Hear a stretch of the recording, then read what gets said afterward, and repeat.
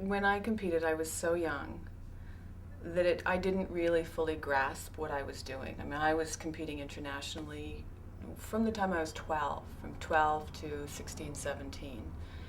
And it was perfectly natural for me to step out in front of 20,000 people and skate, which now I think about. And I can't believe that I did that, especially now when I look at my son, who's almost 12. I would never, ever ask that of him. And when you look at the younger skaters now, the younger girls who are competing in the ladies' event, and you realize what they put themselves through at that age, it is incredible. It's daunting what we ask of these kids. I think one of the most significant moments for me, with regard to sort of what that feeling is like when you step out onto the ice, was in '88 with Brian Boitano, and there was a set of curtains, and from backstage to stepping, to the rink, and I remember going through that behind Brian as he was going to his warm-up, and just the blast of light hitting you, and all the photographers, you could see all the cameras everywhere, and all the photographers lined up along the boards, focused on him and Brian Orser. And my heart just went, and I thought, how are these guys doing this? This is just incredible, because you're alone out there in this fishbowl. It's frightening.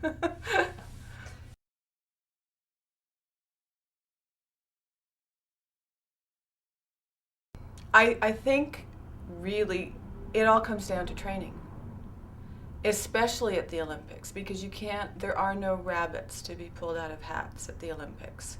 If you don't train, then you can never feel the confidence that you need to feel at an Olympic Games. And that's often the difference at that event. Every skater needs a different set or a different kind of support system, and that's really key, to have a coach who really understands you, to really know what makes you tick, to really know what to say, or coach, choreographer, whatever it is that you choose. But I think personally, I think that the support system support group needs to be small, needs to be very selective. Because when you have too many people needing to validate their existence with you, you're getting in, all that information, and you really need to be in control yourself and completely self-sufficient by the time you step onto the ice, and not dependent on anyone at all.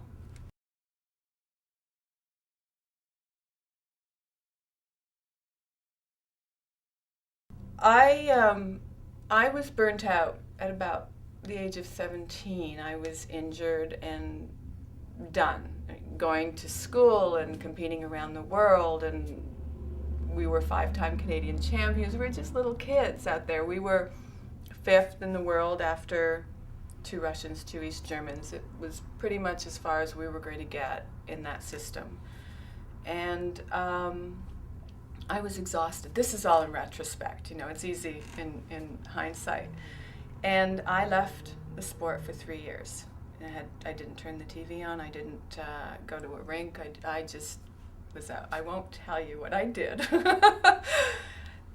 3 years later, I just decided that if I was going to do something, I needed to be passionate about it, and I wanted to become involved in skating again, but I didn't really know what, and I just really just sat down and tried to think about what I had to offer that was different, than anyone else, and than the next person. I wasn't interested in coaching, and I had always choreographed or participated in the choreographic process. It was always very important to me, and I had minimal dance training, but I did have some. And I kind of put my natural ability together with my experience as an international competitor, and thought, I have something to offer here. I was the type of kid who, whatever piece of music was put on, I just moved to. I just skate to. I'd compete in all the interpretive competitions, and I'd always win those, and it was just in me. So that innate ability, along with my experience, made me think that maybe I had something to offer. So Barbara Underhill and Paul Martini were my first students.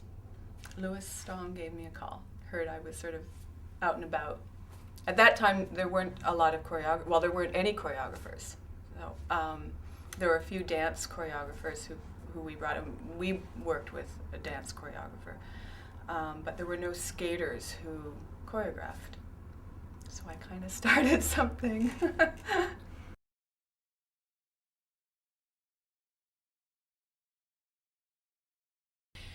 It is hard to reconcile competing and being judged.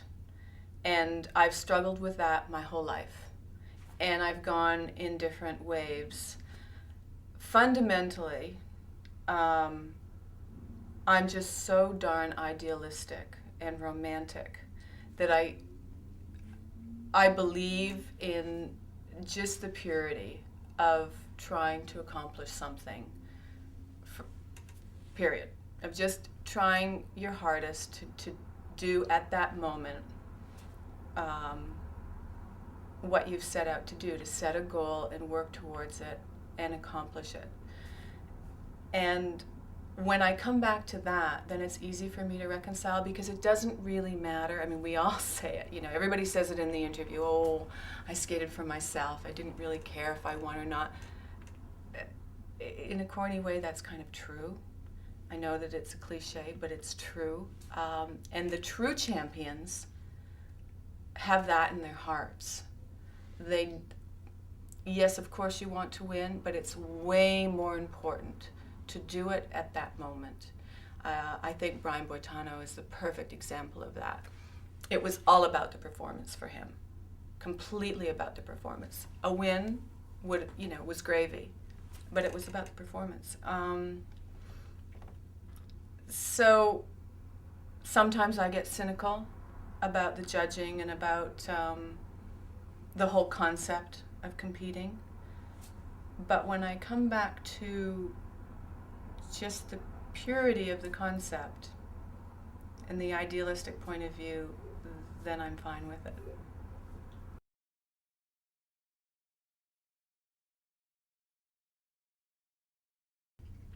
Corruption in judging was just simply accepted from the club level on up.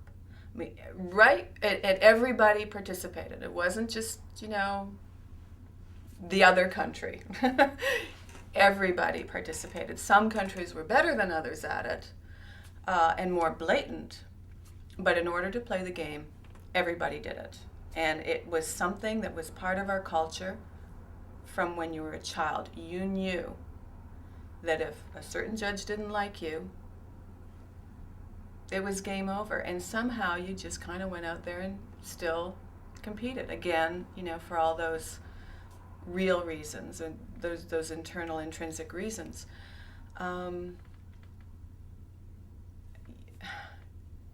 It really is crazy to live that way, isn't it? I mean, it really was crazy what we all did. And yet, we all still kind of, in our hearts, hope that, the good guy would win, the right person would win. And often they did, but often they didn't.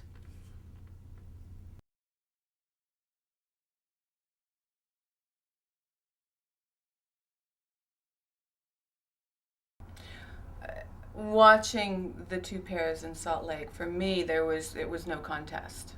And for the entire building, there was no contest. You felt the energy and the momentum Jamie and David had, and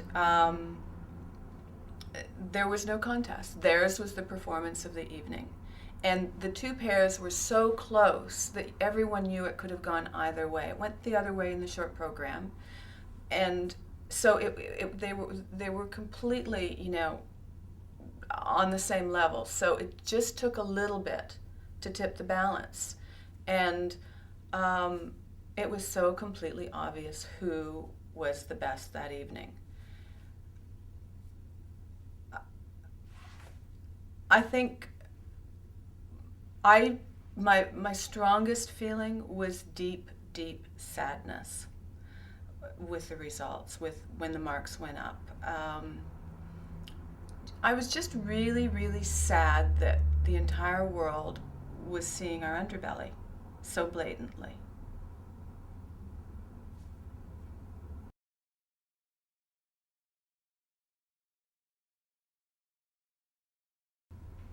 Well, I knew when it happened that there was some deal.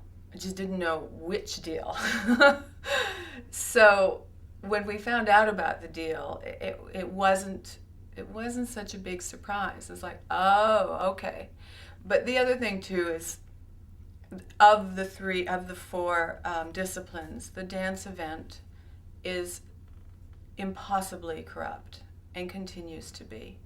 And I was really angry that that spilled over to the pairs event, where over the past few years, I thought that things were getting better.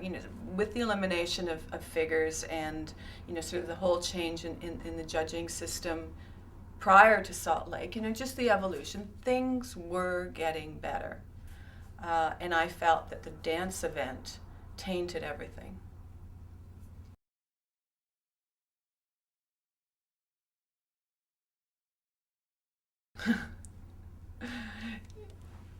You see those details? I didn't pay attention to. As long as there are so many people in the sport who are so used to judging in a corrupt way that it was normal, it was okay and accepted for them.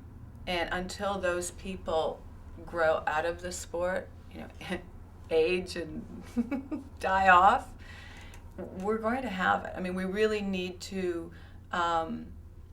bring up a whole new crop with a whole new mentality. Like, we collectively, universally, need to do that. But as long as there are the older judges around who can figure out how to twist something, it's going to continue happening.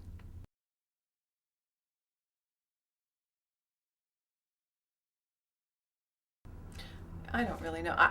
This is an area where I don't know the details. I'm not a political person, so I don't follow this.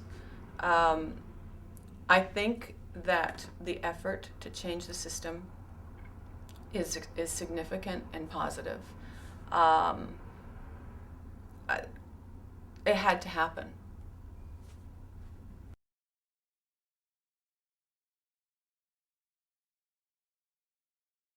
Oh gosh, I have no clue. Probably.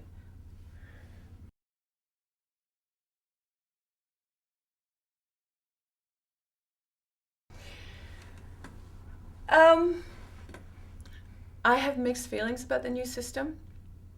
As I said to a friend of mine, I really like the parameters for everyone else, just don't give them to me. As a choreographer, I want my freedom. I think that in order to be judged, you need a system like that, and we're trying to judge the sport. I think that as a result, though, it is in danger of being escaped by numbers and losing kind of the heart and soul. And another thing that I said to a friend the other day is, more becomes more is more. Just jam-pack those programs, and with that approach, how do you create magic? How do you take those moments creatively, artistically, to breathe and to do something that is emotionally sort of transcends the performance. How do you find those jewels choreographically? there are several fantastic choreographers who are working within the system and making good work. But I'm still a little skeptical about creating magic with such parameters, with such restrictions. Having said that, I think that's probably the only way you can judge a sport. And for that reason, it is definitely better.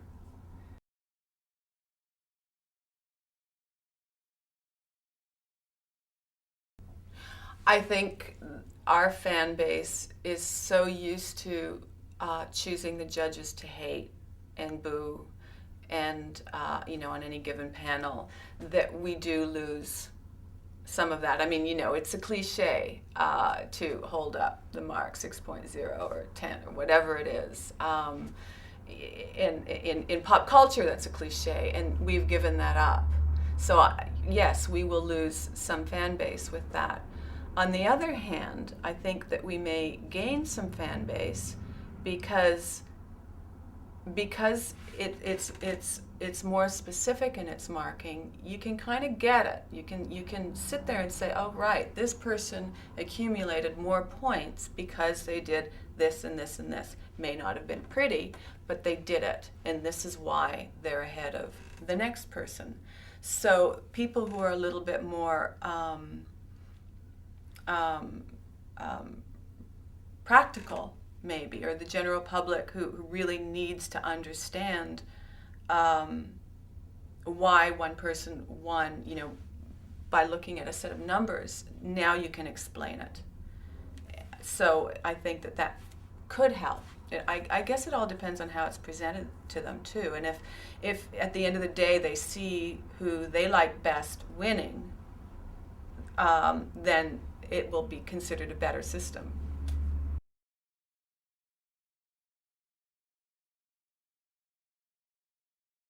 That's an interesting question. The public may, and the media may force that.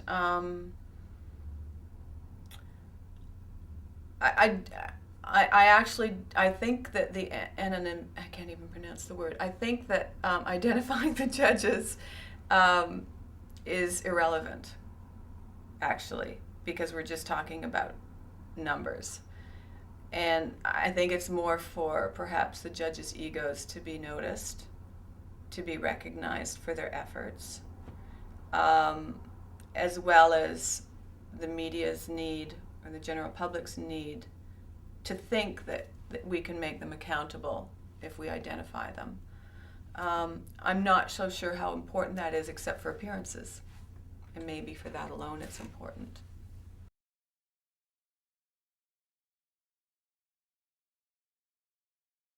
No, no. I think that the technical panel is well thought out, and I think with three people and majority rules, no one person has full control.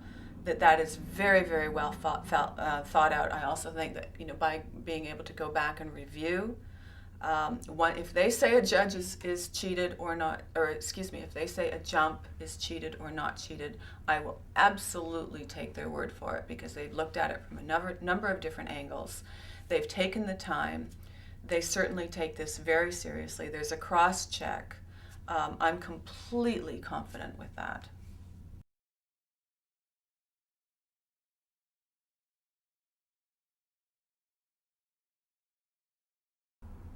I think that the programs now are incredibly, incredibly demanding. I think that the older skaters will continue to have a huge amount of difficulty really adjusting to that, because there are no rests anymore. Everything is important. Before you could rest on a spin, or you could rest on your spiral, or a sequence of footwork. Now there is no letting up, and you have to pay attention to absolutely everything, and I think that is hugely demanding. So anyone who pulls off a clean performance now, my hat's off to them, because it's extraordinary what they're doing and how difficult it is.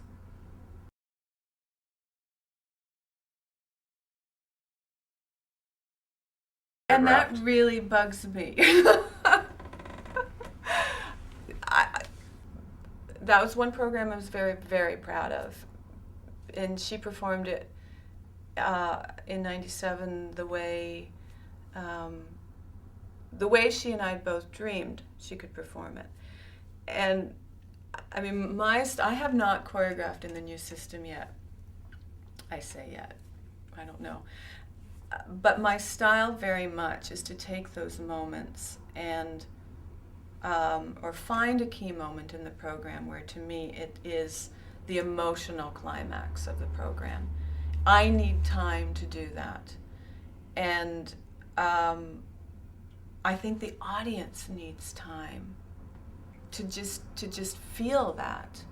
And if it's rushed through because you've got to do, you know, this edge and that edge, and you got to grab your leg to get extra points, and you got to, you know, it's just too restricting. Why can't you just take one straight line down the middle, which to me was her key moment in the program, where it was a very significant moment, and we had a very specific point of idea when we choreographed it. With women, when I'm choreographing women, I often come back to the same point, which is kind of a coming of age, or kind of a realization that you've become a woman, that you're standing in front of a mirror and you've become a woman, and that moment when you realize that you're beautiful. And I've done it. I've gone back to that idea over and over again to, you know, try and get it right. And with Lulu for the '97 program, it was really about realizing, accepting her beauty. And the moment in the program, there was an arm movement that was meant to mean that she was disrobing, that she was taking her robe off, and to reveal her naked body. And had I not had that time to do that, I think the program would just not have felt the same. It just would have been a completely different program. And that's what scares me about the new system, because there isn't time to do that. If I do choreograph in the new system, I'll make darn sure I find that moment somehow.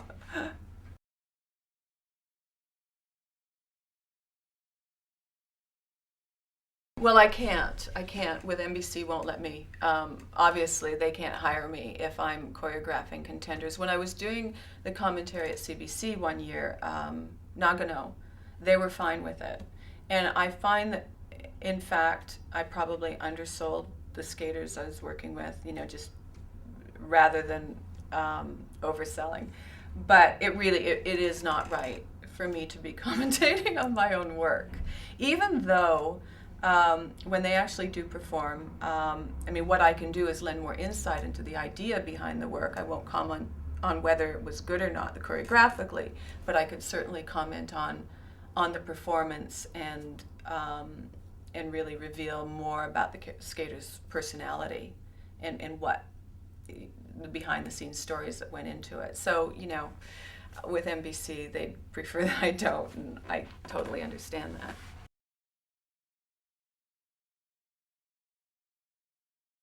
Not having a conflict of interest. Well, you know what? Everybody has a conflict of interest. I mean, just it's an incestuous sport. We're all connected in some way.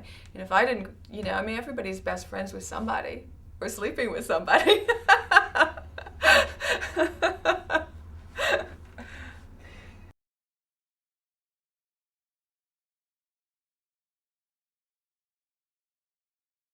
Oh, I have some pretty strong opinions on the reasons for the decline of the sport. First of all, I think we've lost credibility with the judging. And it's over a period of time, but Salt Lake City sealed it. And why would you send your little girl to the skating rink after you watch that? Here, you know, go work your heart out and, you know, be brutalized. Because somebody made a deal for something else. I mean, it would make absolutely no sense.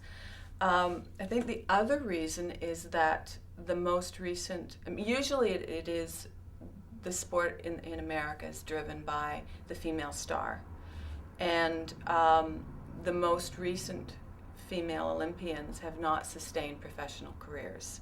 I think the last was Kristi, really, who has sustained an incredible and respected career.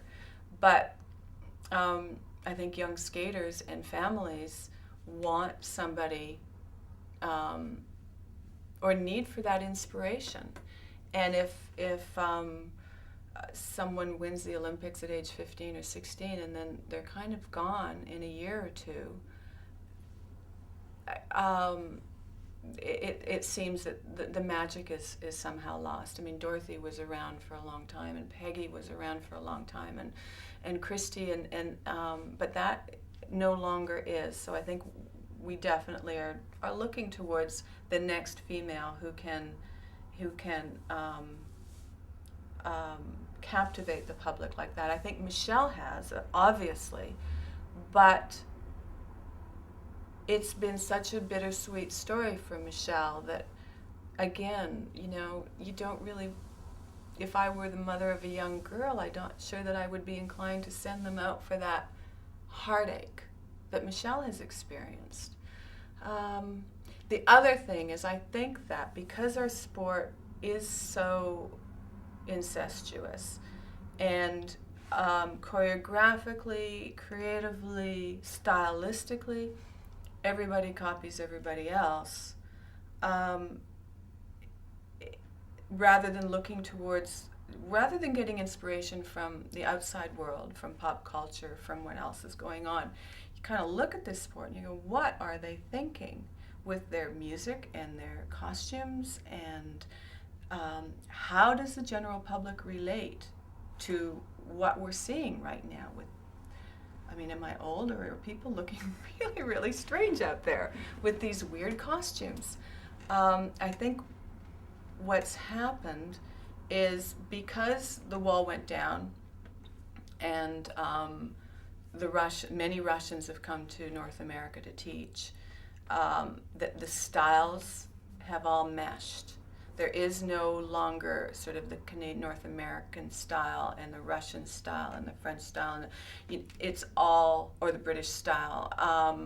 It's all kind of one, and it's not anywhere near as interesting. The variety isn't quite there. When everybody is taking from a handful of coaches, and a lot of them Russian, that sensibility then gets spread.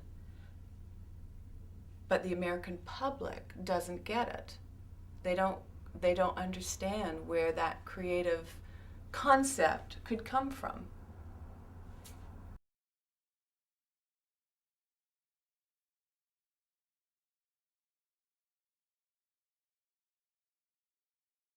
Working with Barb and Paul, Martini and Underhill, is just the best. It was completely the best experience with Louis Stong and the four of us, and Mary Jane Stong, but predominantly the four of us. We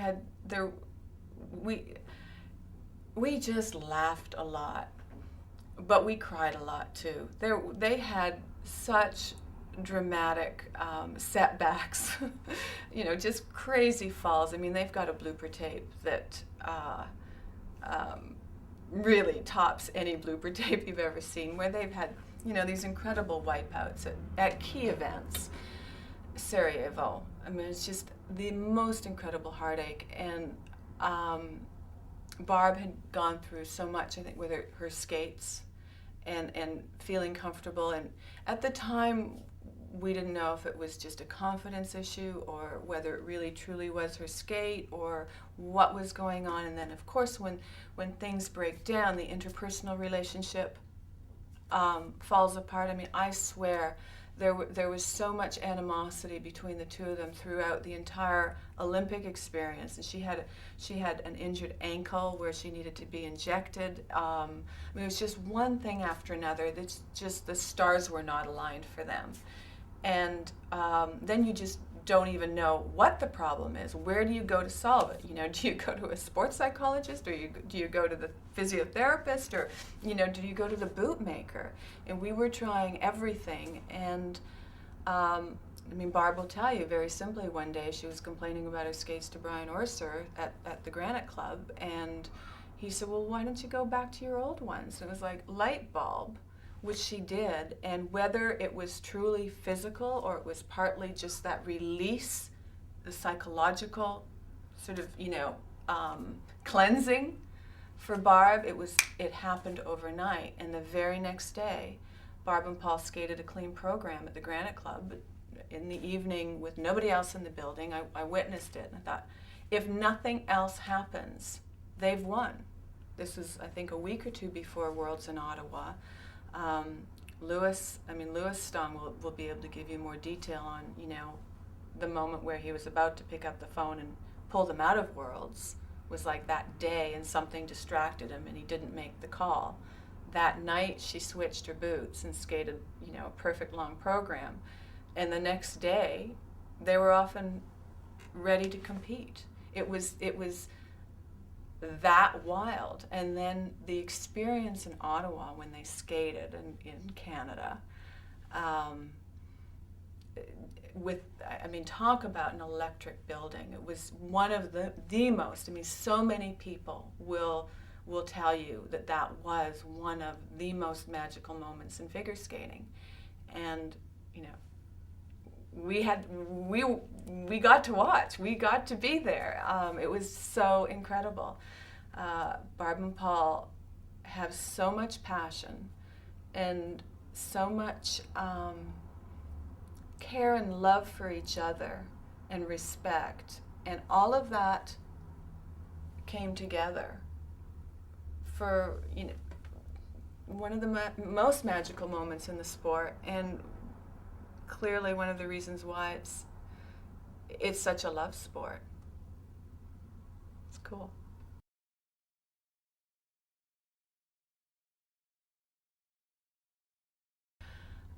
And choreographing with them was again so much fun, because we just laughed. When we met at the rink, we would spend at least the first 15 or 20 minutes catching up on dish, our personal dish. And we've gone through everything with each other,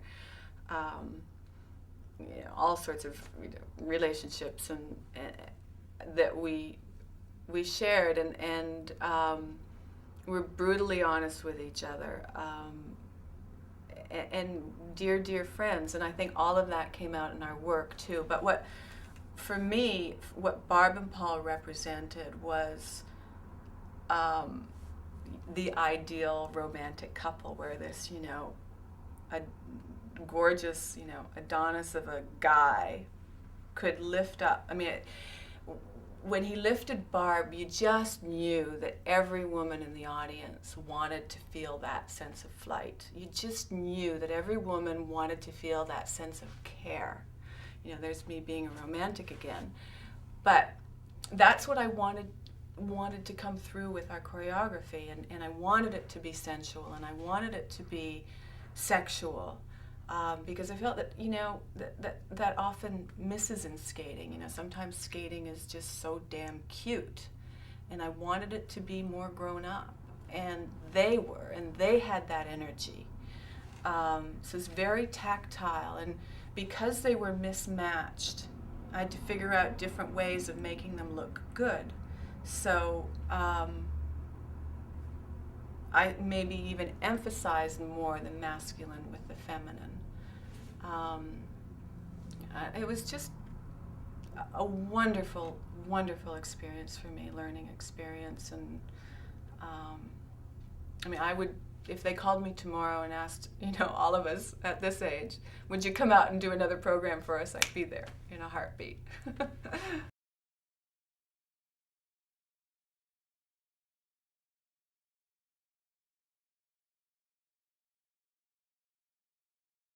Wow. I got the call from Linda Lever just after Brian lost Worlds in Colorado. Was it Colorado? No, it was Cincinnati. And I was at Worlds, and I had watched the men's event, and I watched Brian Boitano skate, and I was sitting there thinking, my goodness, he is simply incredible. But I also realized that he was clearly doing work that, for some reason, he was being told to be like everybody else. Like somebody was trying to get him to be perky and smile. And he's tall and strong and muscular. And how could this man be perky? I mean, it was just wrong. These are just the thoughts that were going through my head when I was watching him compete. But I also thought, my gosh, I mean, look at these jumps. Look at this guy. He's phenomenal. So I got the call from Linda, and we met. And she asked me to do this. And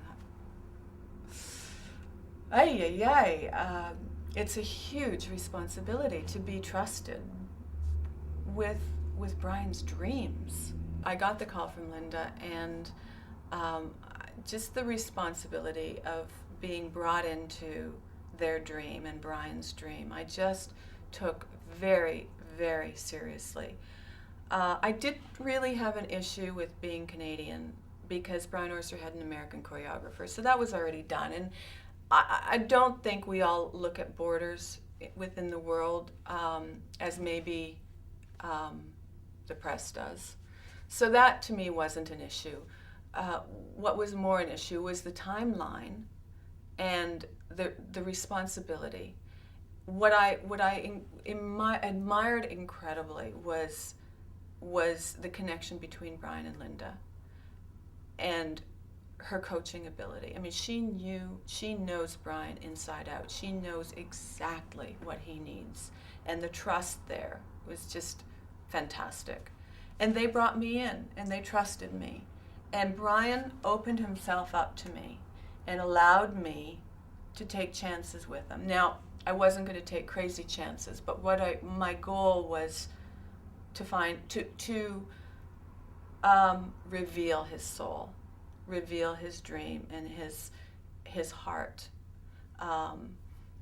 And so that's why we chose the vehicles that we chose, and that was pretty much my motivation. It was, sort of like Brian Unplugged. Let's take away all this stuff and just let the man reveal himself. And so, again, I went back to a romantic concept. I kind of always do. But to me, his Olympic dream was a romantic concept. I mean, it was so incredibly pure. And I wanted his positions to be clean and pure and strong and powerful, dramatic. Asking him to stand there, I think, was it for 13 seconds off the top of the program with the music playing and no movement, because of course, you can't start the stopwatch until there's movement, but I wanted to use that for dramatic effect.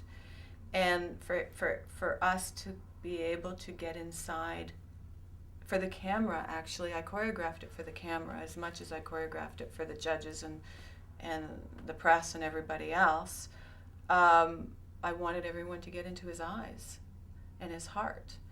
And then the turn of his head was sort of a tactical maneuver in my mind. Silly, but in that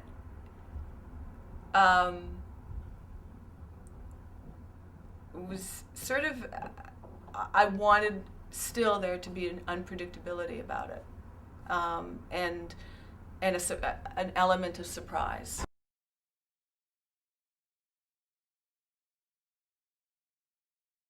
The reason why we chose the short program, Les Patineurs, was because it was the last year for figures.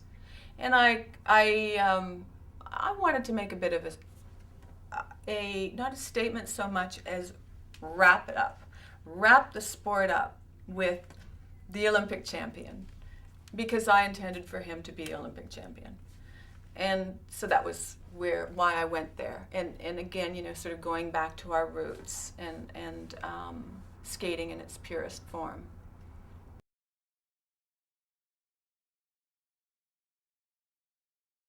Well, my Olympic experience was fantastic because I had the privilege of being a Canadian on the American team. So I had the privilege of seeing how Americans conduct themselves at the Olympics, and then watch my own country from an American point of view. And then to be with Brian and Linda and watch how Linda coached Brian, it was hugely educational for me. It was just a great, great experience.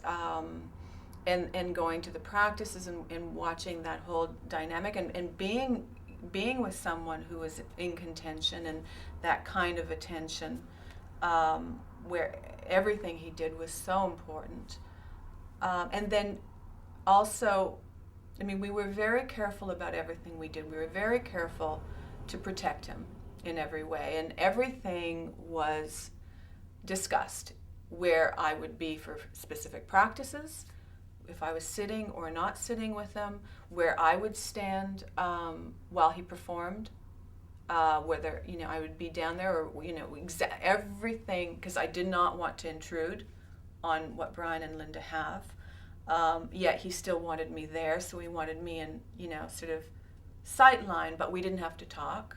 But we were way past talking. I didn't, you know, there was nothing. I mean, I said one line to him before his long program, and that was it. And then I just stayed in the background. And but all of that was choreographed by Linda and Brian, so that he would be completely comfortable.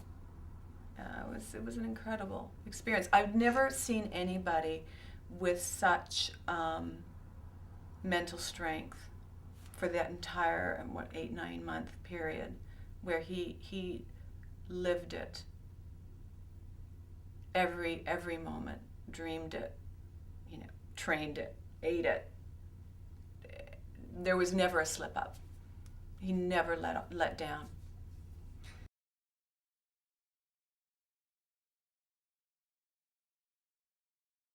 I said to Brian, the only thing I said to Brian, I gave him a hug before the long program and said, show them your soul.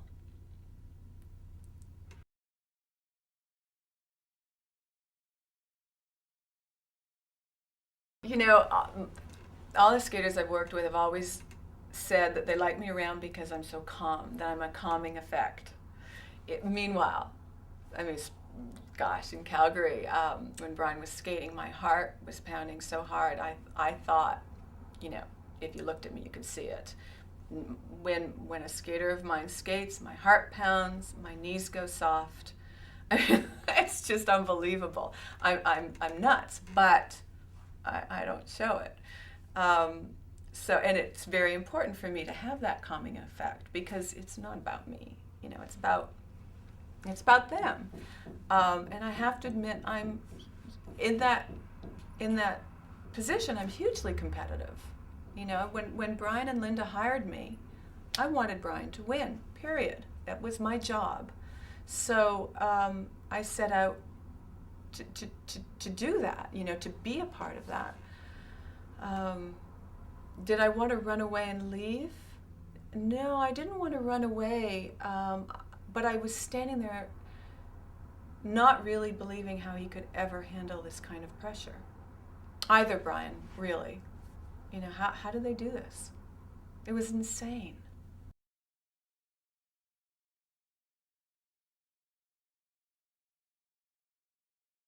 I started jumping after the triple flip, because I think there's a shot of me bouncing up and down. After that, you know, me being calm. I just finished saying how calm and controlled I was.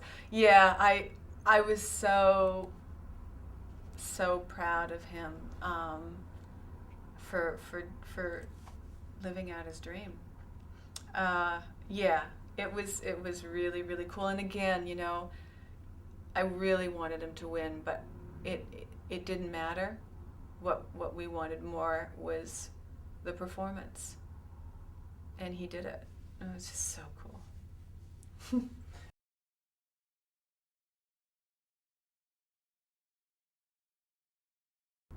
And the standard of that competition was extraordinary, because everybody, I mean, Victor Petrenko was bronze medalist, and he was clean. mean, he was phenomenal. And he barely got any attention because the two Brians were so amazing. I think what Brian Orser went through at that Olympics was like nothing anybody's ever gone through. Being in Canada, being the favorite, having that pressure. To be able to handle what Brian Orser handled was unbelievable. And I mean, I really hope that he knows that. 'Cause it was unbelievable.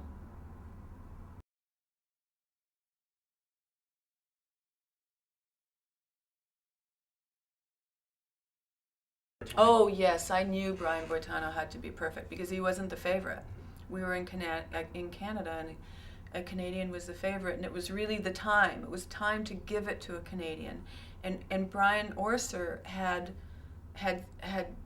earned it over and over again. He's had amazing performances, and with his performance in Sarajevo, and then, he had the momentum. But I think the difference was Brian Boitano knew he had to be perfect, and I'm not so sure that Brian Orser knew that. And maybe it wasn't about being perfect for Brian Orser, as maybe Brian Orser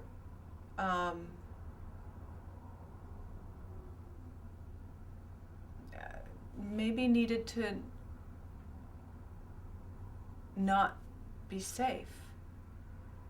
I don't think it was the triple flip that made the difference. I think it was the second triple axel. And I think that when Brian Orser chose to do a double, that's where it tipped.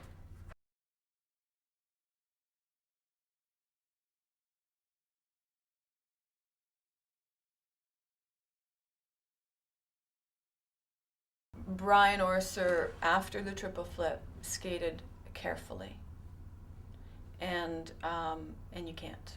Well, you couldn't that night, not with Boitano's performance, because Boitano was not careful. He was free. Had Brian skated his long program with the same freedom that he skated his short program, it would have been his. His short program was unbelievable, and I was annoyed with Linda because she had told. I was annoyed, but I understood that she told Brian Boitano to hold back a bit in the short program, to not completely, just play it safe, be a strong second, and that made me mad because it made total sense, but it's not like I said anything. I got it, but it kind of made me mad because I wanted him in there too. But it was brilliant.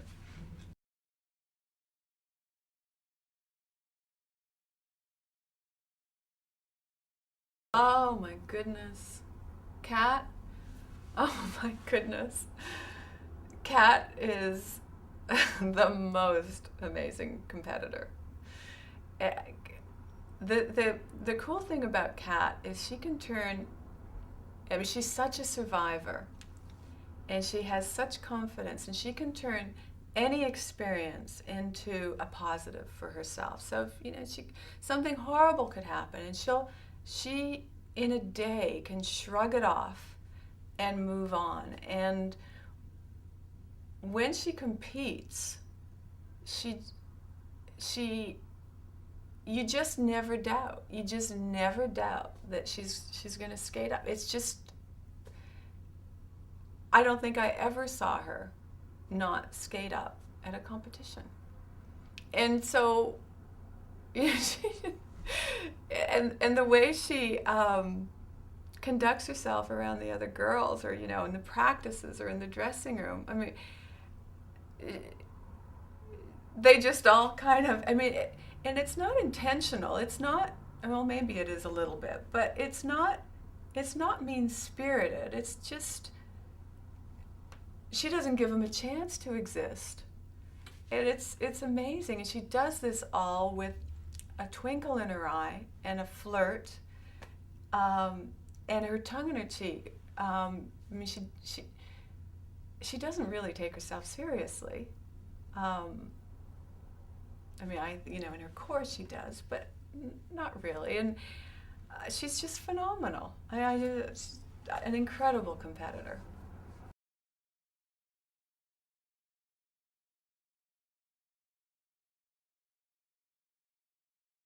Debbie Thomas skating. Thought, this is it. She's won. And then Kat came out. And when she knows what she has to do, she just boom, boom, boom, boom, does it. She did it with freedom. She did it with all that cat stuff that she's got, and she just blew everybody away. I mean, that competition, I sat and watched and just thought, whoa, we're watching someone very, very special.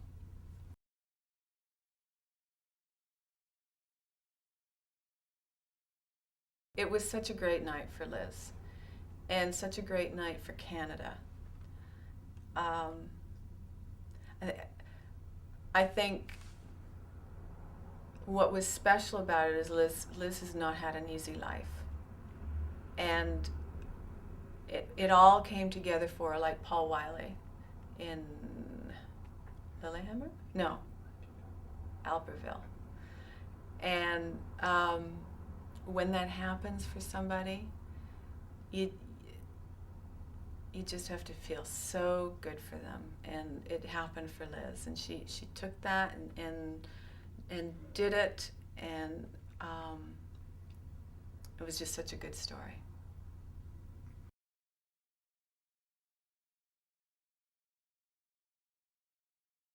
Well, don't you think, I mean, I wish I said this. I wish I'd been clever enough, but it's Dick Button's line.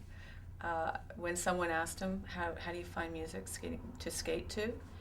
And his answer was, you spend hours and hours listening to everything you can listen to. You go to the music store, you go to the music library, and you spend months and hours looking for the perfect piece of music, and then you skate to Carmen. It's true, it's Carmen or Bolero, isn't it? Uh, it's I mean, I would go back and try and re-choreograph Carmen 20 times, just to get it right, just to keep on trying to get it right. But to use it in a competitive venue is just such such a silly, weak idea that I can't imagine why anybody would. I mean, even if it's a young skater who's never even seen Katerina skate, and it's not even that Katerina owns it. She does, but it's not even that. It's that it's just such a narrow idea, and why would you do that?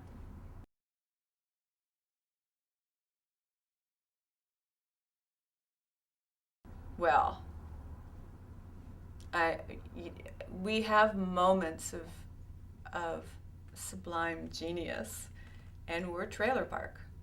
It's like maybe that's why everybody, when we're popular, when figure skating is popular, it's maybe that's the reason why, because we're trashy and we're genius. Maybe that's fun to watch.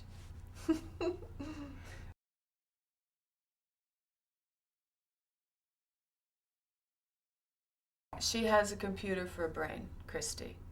Everything you said to her, ever, she remembers. In Stars on Ice, she knew every step in the show, not just every step. If I forgot something, I could go back to Kristi and say what was it.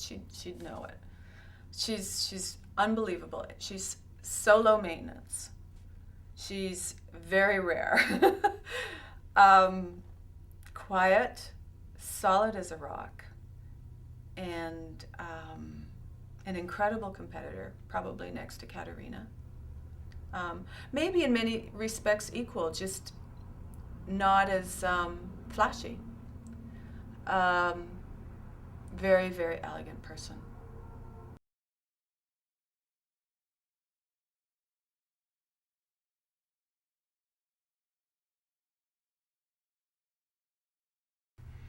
I always got frustrated that Kristi,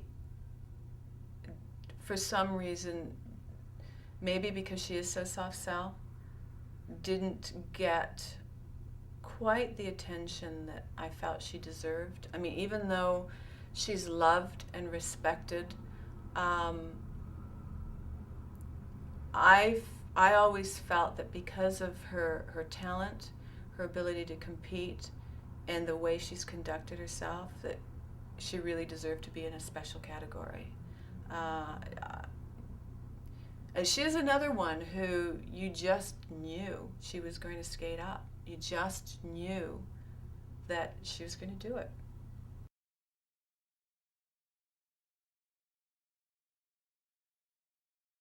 Well, for Kristi in the short program, once again, I go back to my coming of age kind of thing.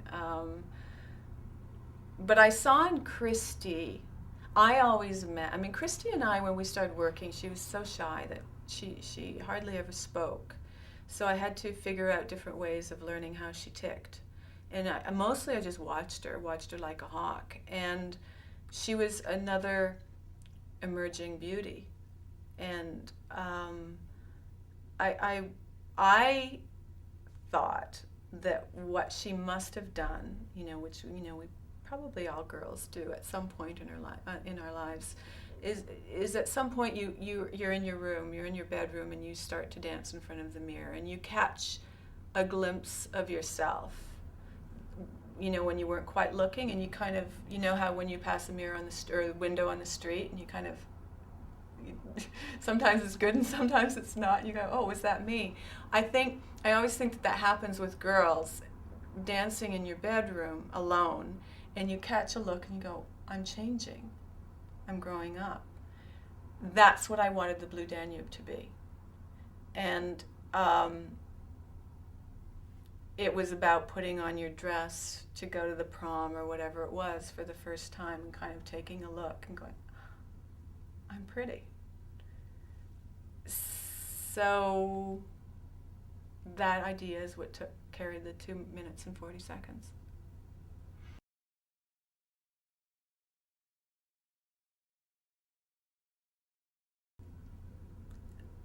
It wasn't that time round, I wasn't so much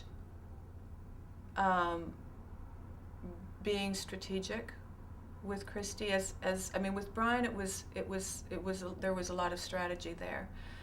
With Kristi, it was more trying to give her something that she would love to do, that she would simply that would find her fire and her passion every day.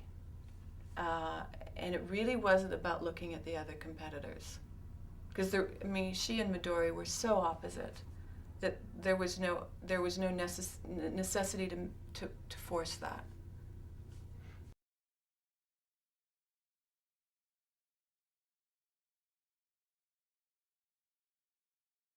Yes, I think everyone everyone's heart broke for Midori when she fell. Competitors, everyone, because she's so loved and so sweet and so incredible. You watch those jumps and you just stood at the side of the boards and went, go girl. So there was not that competitive animosity between them at all, and between anybody really there. Not like other years.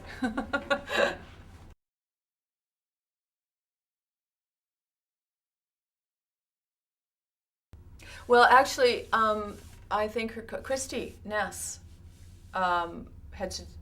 they pretty much came to me, I think, with the piece of music. So, and they did the edit. So, I just went with it. Again, sort of the whole Spanish thing is a common skating thing, but Kristi loved it. So I went with it.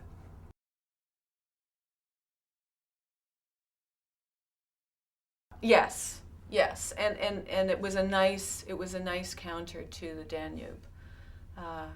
Yeah, it was a good vehicle for her, and she has an exotic quality and ability. I wanted her. We choreographed her eyes.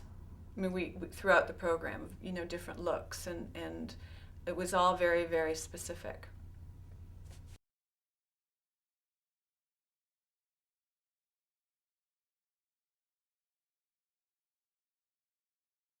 You can't compare the old programs to the new system, because if we had that system then, we would have choreographed differently and we would have figured it out. But, I mean, stuff like within Casablanca,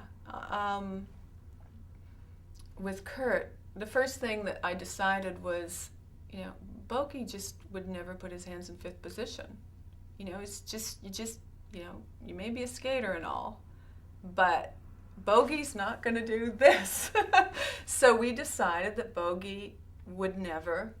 I don't know if he ended up doing it or not, because one doesn't always control Kurt Browning. But Bogey would never raise his arms above his shoulders, you know, and there was always, you know, that thing that guys do when they have their jacket on, and, you know, sort of the cuff thing, and that sort of wanted, you know, that kind of feel. You know, we discussed the European way of holding a cigarette instead of, you know, that, you know, he would do this. So it was very much about a character development. I mean, Kurt's an actor, and so to get his thing, it was very much about developing the guy.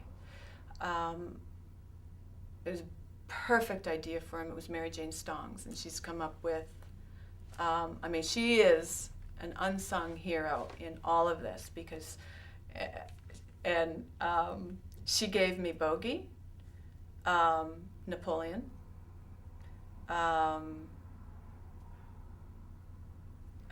Tara's piece, Rainbow.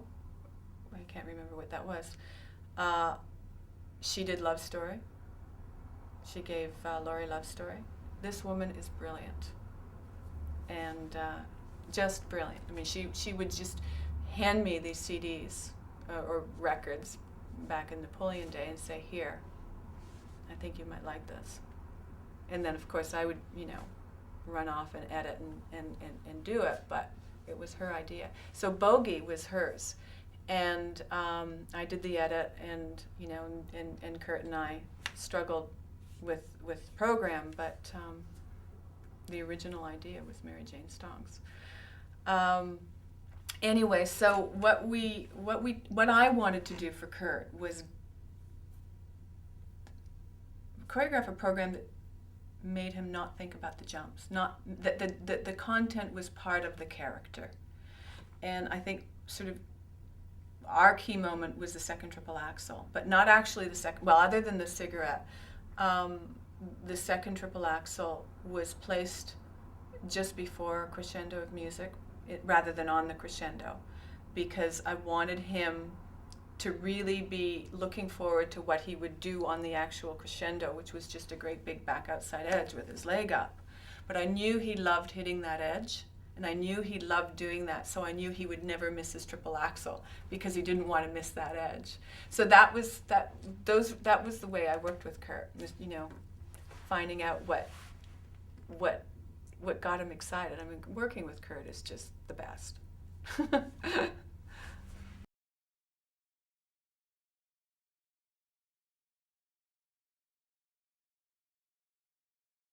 Very, very important. When Kurt needs a very specific focus, and he needs, I guess everybody does, but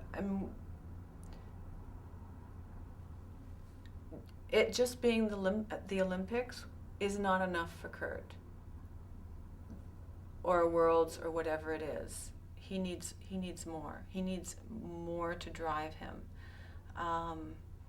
And proving himself, I think, was a huge drive. You know, just proving himself to himself, I think, was the drive there.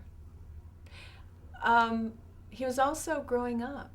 You know, he had done the quad. He had done, you know, it was like, now what? Well, now what was developing a character.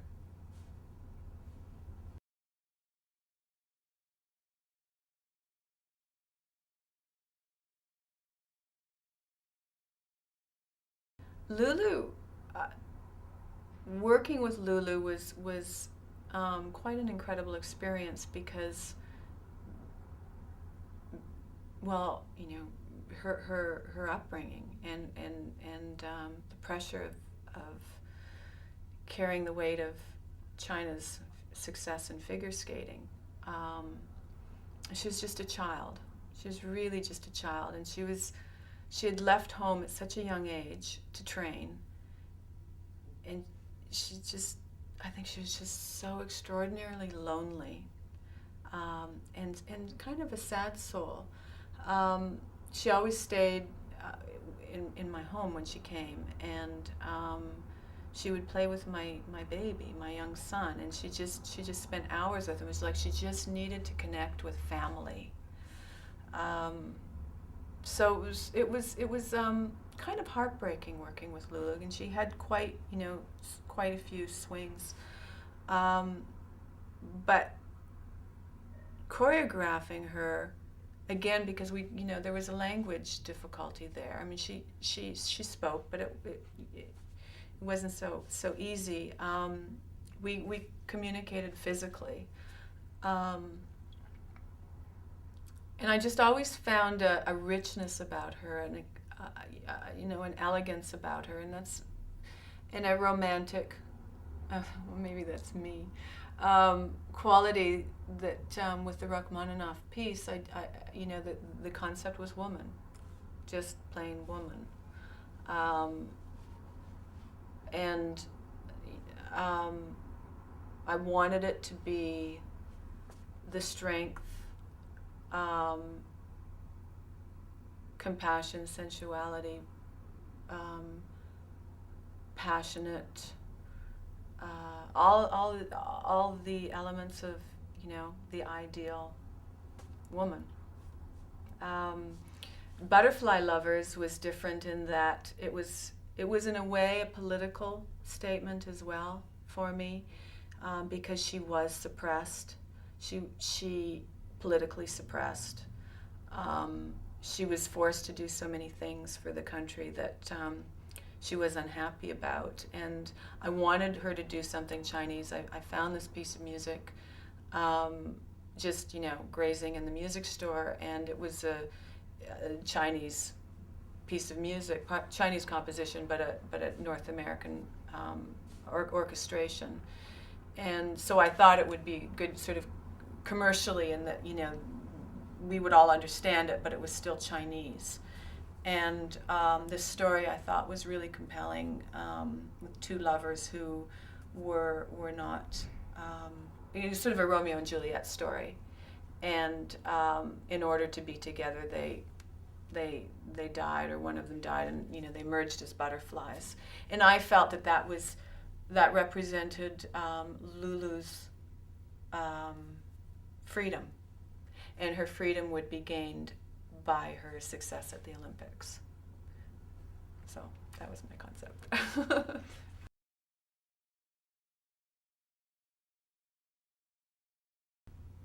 Now that was a rabbit out of a hat. I mean, it's very, very rare at the Olympics. But she was skating so poorly, and I have no idea how that was sheer force, sheer desire and force, Lulu's performance in Nagano.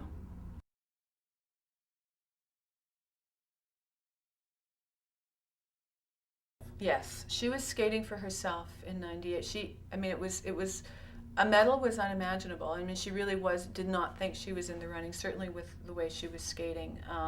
And yet she had this pressure from the government, and she felt this pressure. And when she finished, she collapsed. She used every ounce of energy. And it was about her freedom.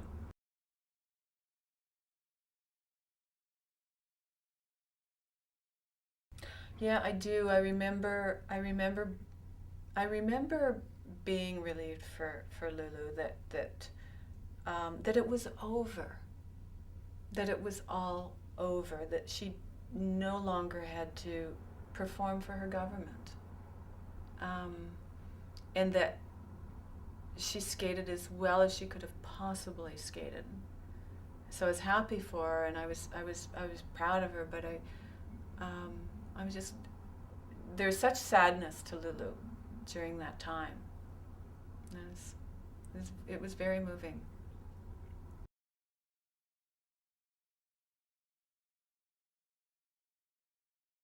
She lit up. But she was like that the whole time. The whole Olympics. She had a smile from ear to ear. She was so happy to be there. She, on every practice, she'd just like look around and go, oh, there's, so-and-so, and there's, whoever it was, Scott Hamilton. Oh my goodness, I can't believe Scott Hamilton is here to watch me.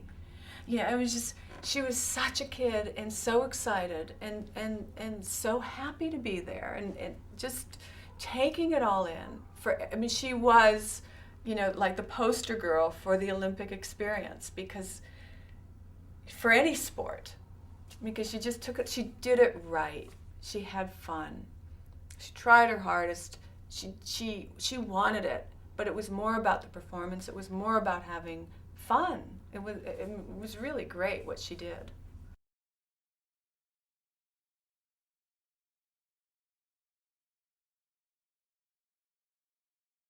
She's young, but she was not naive, and she knew what the stakes were, and she was the closest person to Brian Boitano with that single-minded dream. Every time I saw her, it was just like this, the Olympics.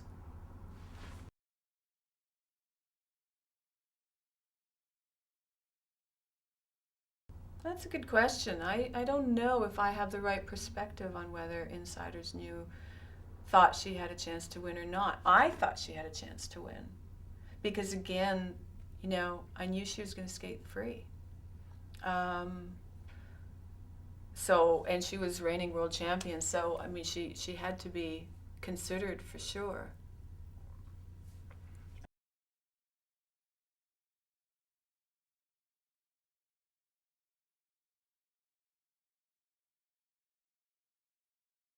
I'm more attached to programs I did afterwards with Kurt when he was professional. There's some programs that but more because of the process that we went through, like his clown, Ragadan, because every single little thing was choreographed, every little finger, every look, everything, and he stayed true to it.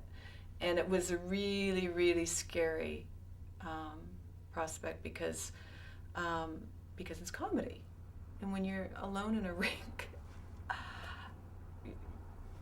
10 o'clock in the morning at Lakeshore Arena, what's funny for a minute might not be funny the next day or in front of an audience. And so it was very frightening for both of us, and just to find that character and try and figure out the rules of who that character is.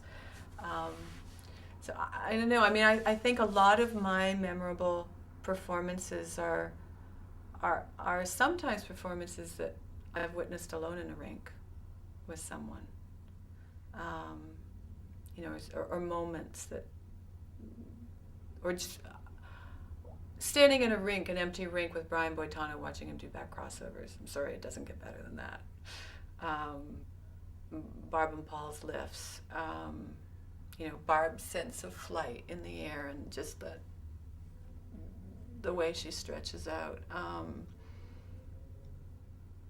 Kurt's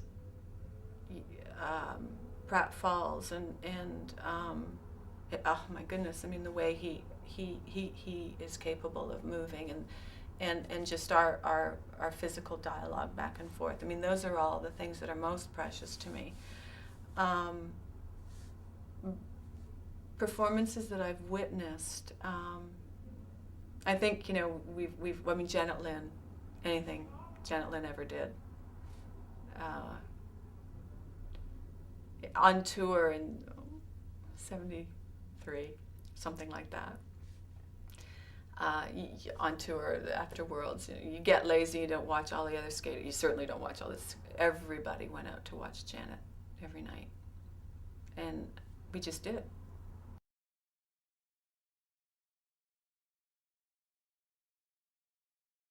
Oh, Rodnina. Oh my God. I mean, we competed against them. So the year the music cut out, I don't know, and they continued to skate the program. I mean, I missed it because we were competing. And I remember being backstage, and of course I never really liked competing, and I was hoping and praying that, the music just would never come back on and we wouldn't have to do it. But they skated the whole program to no music, just like, two machines, and perfect, and I think they were within a couple of seconds. I mean, their timing was just that exact. But Rodina was a very technical skater, mechanical skater, but with these soulful eyes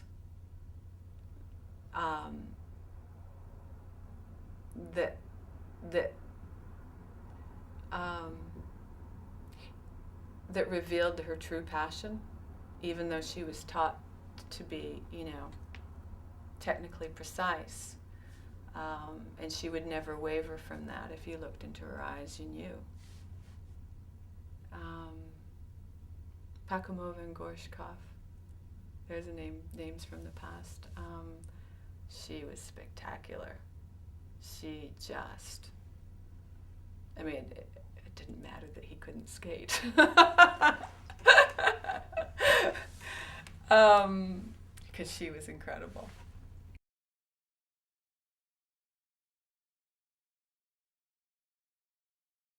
Well, Jane and Chris, I think where I really, I mean,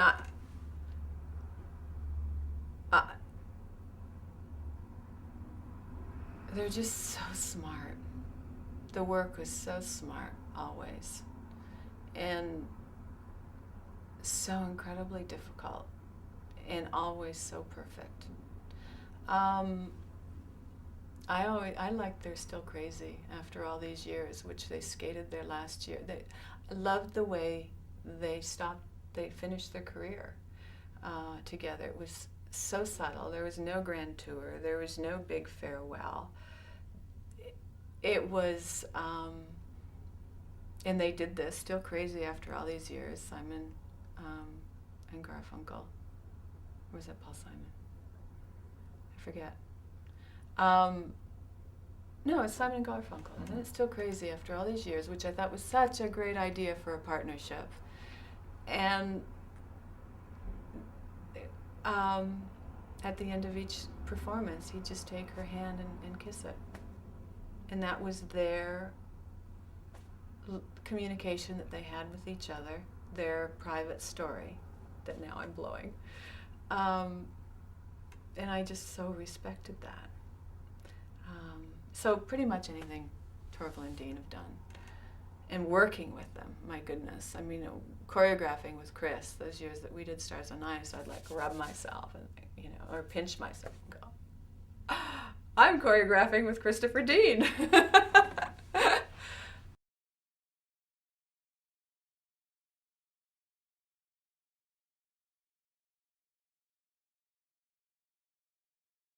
Scott's comedy is not something I could do. Like my comedy is somehow different. I think what Scott has brought, though, to Scott was an incredible skater, an incredible technician, an incredible performer and competitor. But bigger than that, an entertainer. To the level of the best entertainers you've ever seen on or off the ice. That's Scott. So, I mean, as fantastic as he is as a skater in all of that regard, he is a better entertainer. Outstanding, and brought so much to the sport in that regard. I did choreograph a couple of times for Scott, and one that I thought, one that I liked a lot, which was, and I don't, always say that about my own work, was one for my baby, which was one for the road, sort of, Scott Sinatra, just, the end of a career, and kind of luxuriating in just what the ice feels like under your blades. And it was for Stars on Ice, and I had the rest of the cast members slowly trickle out to watch him each night. And I know that Kurt said that was always one of his most favorite moments, to stand there. Well, I think they were all seated, to have that front row seat to watch Scott every night.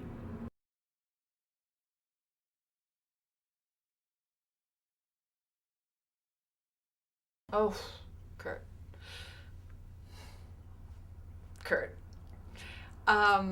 I mean, I could work with Kurt forever. We still go out on the ice, and it's just so challenging, so stimulating, and he's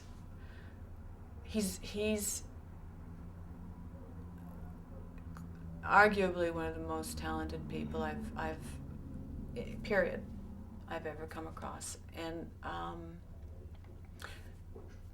but he also has he has a real honesty about him, and his who he is, and his Carolina roots, and all of that come through so strongly. And you kind of look at this guy and you go, where did this come from? You're an Alberta boy. How can you do this with your body? How can you work this room the way you work this room? Your dad's a cowboy. How did this happen?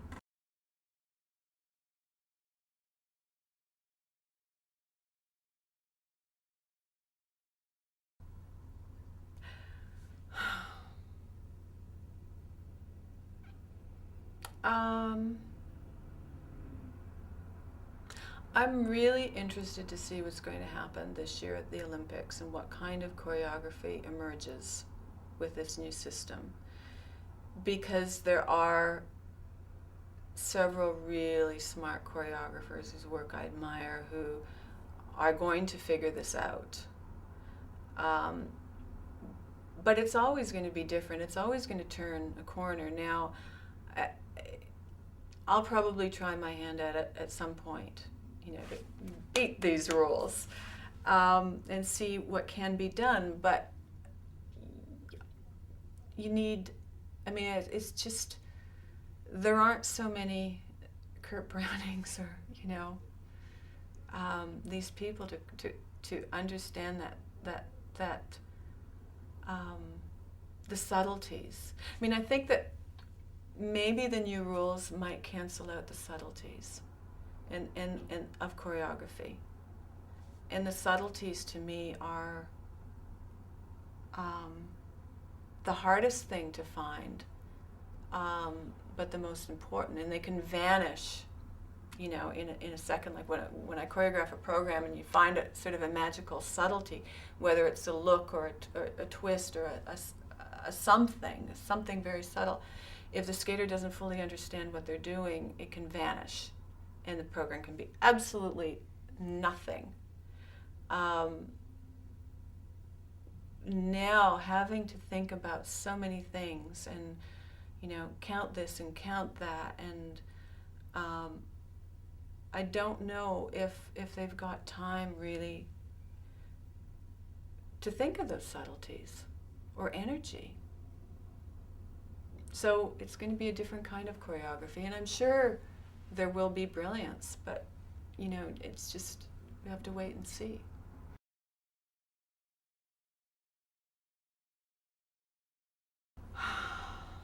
I think unless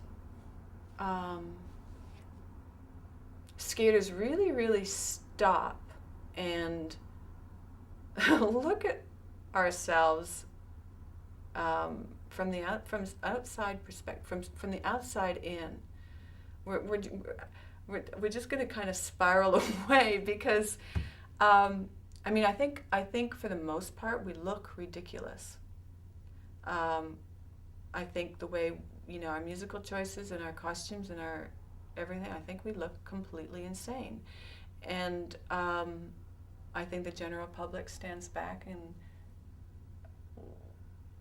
and yet when you're sitting there in the rink, it all starts to look okay. Like, that's what I noticed at Worlds last year. I sat there and watched all this chiffon and all this makeup and all this hair flying, and by you know, especially in the dance event, and by the 10th or 12th couple, you start to get used to it. You don't think it looks crazy anymore.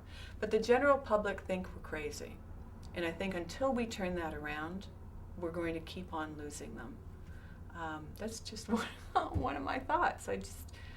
I mean, I think that we're clouding with all of that the true essence of what skating is and what we are. I'd much rather see all these people do what they do wearing a black costume, you know, from head to toe, so that we can really see their bodies and really see their faces. And I don't know, I mean, do I sound like an old crock when I say that? I don't know.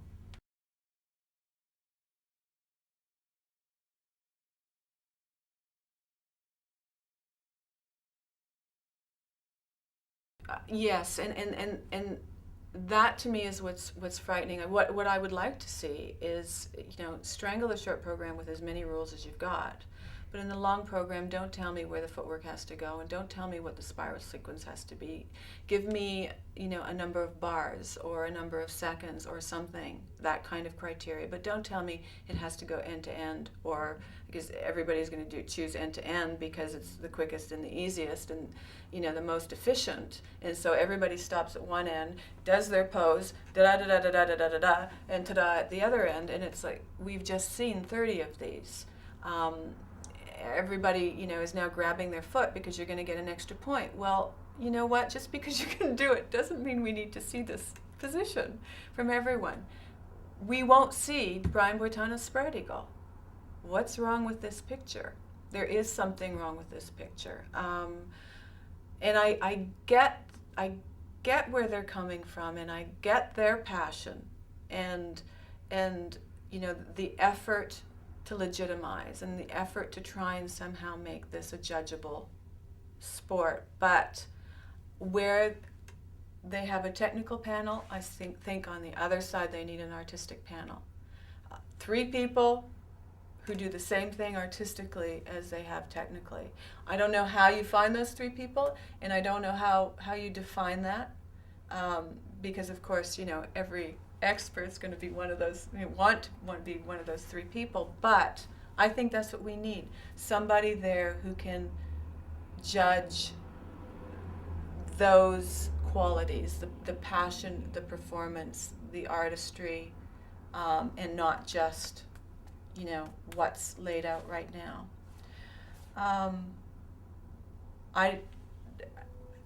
And maybe the Olympic champion becomes something else, and maybe we have to develop the professional world again for the place to see the spread eagles and the pure spirals and the, you know, the magical moments that now are lost in a judged venue.